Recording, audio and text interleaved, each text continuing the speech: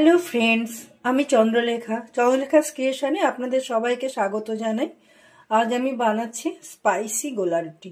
এর জন্য আমার লাগছে, আমি এখানে 2 কাপ ময়দা নিয়ে নিয়েছি, আমি 1 কাপ গরুর দুধ নিয়ে নিয়েছি, সাদা তেল নিয়ে নিয়েছি, জল নিয়ে নিয়েছি, এখানে লবণ নিয়ে নিয়েছি। লবণটা কিন্তু আমি রক সল্ট বা সন্দক লবণ ব্যবহার করছি। এখানে কুচনো পেঁয়াজ নিয়ে নিয়েছি, এখানে ধনে পাতা নিয়ে নিয়েছি, এখানে লঙ্কা কুচি করে নিয়েছি, কাঁচা লঙ্কা, এখানে 2টো ডিম নিয়ে নিয়েছি, এখানে আমি গাজর গ্রেট করে নিয়েছি 2 চামচ মতো। এবারে আমি যেটা করব সেটা হচ্ছে, আমি একটা পাত্র নিয়ে নিলাম। এবার এখানে আমি ময়দাটাকে ঢেলে নিচ্ছি। আমি কিন্তু সবগুলো এই কাপের মাপে নিয়েছি। এবারে আমি পেঁয়াজ কুচনোটা দিয়ে দিচ্ছি, কাঁচা লঙ্কা কুচিটা দিয়ে দিলাম। আপনারা কিন্তু লঙ্কাটা আপনাদের স্বাদ অনুযায়ী দেবেন। এখানে আমি ধনে পাতা নিয়ে নিয়েছি, ধনে পাতাটাও দিয়ে দেব। আমি ধনে পাতা কুচিটা দিয়ে দিচ্ছি, আমি গাজরটা দিয়ে দিচ্ছি,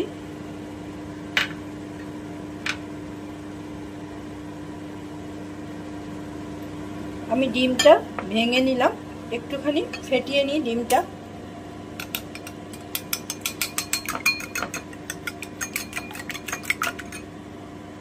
এই যে ডিমটা আমি ফেটিয়ে নিলাম, আমি এটা দিয়ে দিচ্ছি। এবারে আমি দুধটা দিয়ে দিচ্ছি। আমি জলটা এই জন্যই রেখেছি যে যদি আমার লাগে তাহলে আমি দেব। আমি পরিমাণ মতো লবণ দিয়ে দিলাম।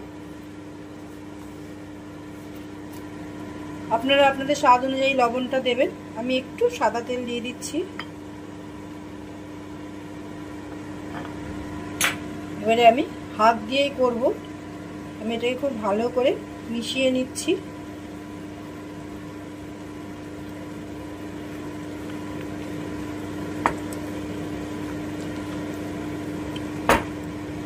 আমার পুরো দুধটাই লাগবে।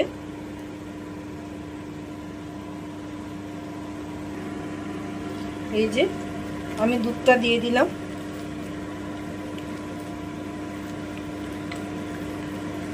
এবারে কিন্তু আমি একটুখানি জল দিয়ে দেব, আমি আর একটু পাতলা করব। ব্যাটারটা যেন খুব বেশি পাতলা বা খুব বেশি ঘন না হয়, সেদিকে একটু নজর রাখতে হবে।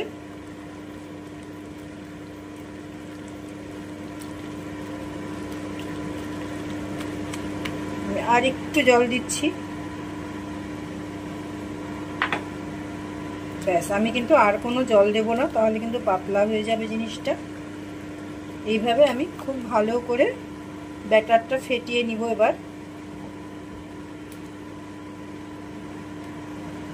এবার কিন্তু আমি গ্যাসটা জ্বালিয়ে প্যান বসিয়ে দিলাম।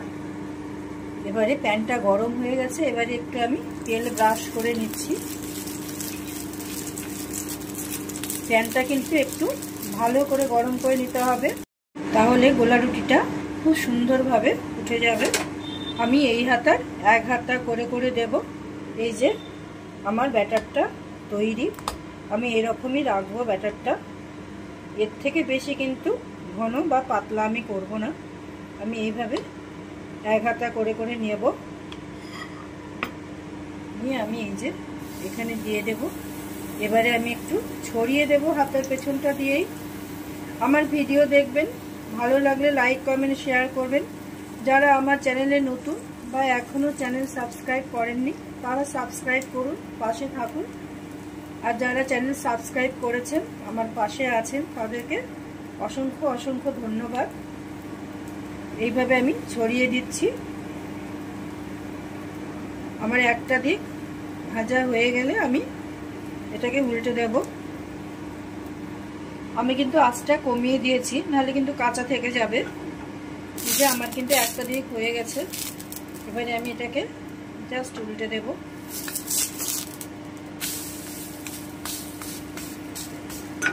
আমি চারদিক দিয়ে সামান্য একটু তেল ছড়িয়ে দিচ্ছি। এদিকটাও ব্রাউন হয়ে গেলে আমি নামিয়ে নেব। আমি এবারে উল্টে দিচ্ছি। এই দিকটাও একটু আপনাদের দেখিয়ে দিই। এই যে তৈরি আমার স্পাইসি গোলা পরোটা বা গোলা রুটি। এবারে আমি এটাকে নামিয়ে নিচ্ছি। খুব ইজি এবং খুব সহজে এটা উঠিয়ে যাবে। আমি আর একটা বানিয়ে আপনাদের দেখিয়ে দিচ্ছি। জাস্ট এইভাবে একটু তেলটা ব্রাশ করে নিচ্ছি। গোলাটা একটু নেড়ে নেব ভালো করে, নিয়ে আমি এক হাতা করেই দেব। এবারে আমি একটু ছড়িয়ে নেব।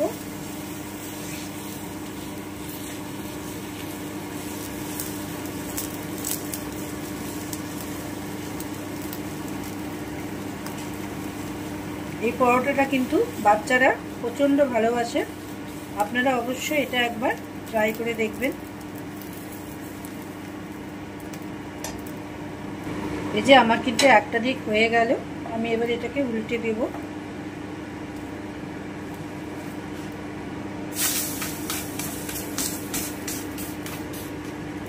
আমি চারিদিকে একটু তেল দিয়ে দিচ্ছি।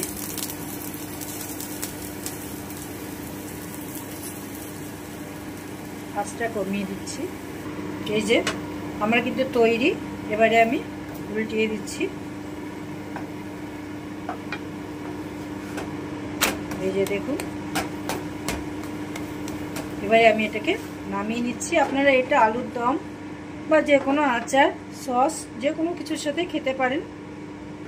এই যে তৈরি আমার স্পাইসি গোলা রুটি বা পরোটা। আমি একটা আপনাদের কেটে দেখিয়ে দিচ্ছি যে কতটা সফট হয় এটা। যে একদম সফট। এই যে দেখুন, একেবারেই কিন্তু সফট হয়ে গেছে, কোনো অসুবিধাই নেই। অবশ্যই একবার এটা ট্রাই করে দেখবেন। Thank you for watching my video. সবাই খুব ভালো থাকবেন, সুস্থ থাকবেন, সাবধানে থাকবেন। আবার দেখা হচ্ছে পরের ভিডিওতে।